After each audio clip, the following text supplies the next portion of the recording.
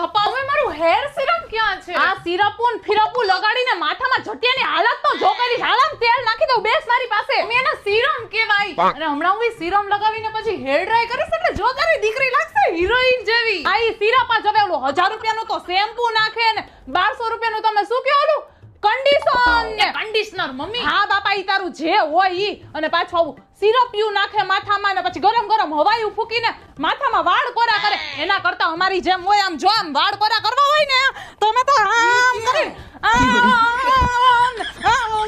કરીને તો વાળ અમારા થઈ જાય કોરા મસ્તીના ને પછી નાખી દે તેલ. અરે પણ મમ્મી એનાથી ક્યારે વાળ સુકાય? આનાથી ફટાફટ વાળ સુકાઈ જાય. જલ્દી સુકાવા હોય ને તો આ જો આર્યું વેલણ આમ જ હોય.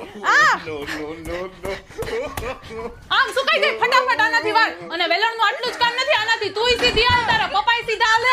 અંજવાળવામાં કામ આવે.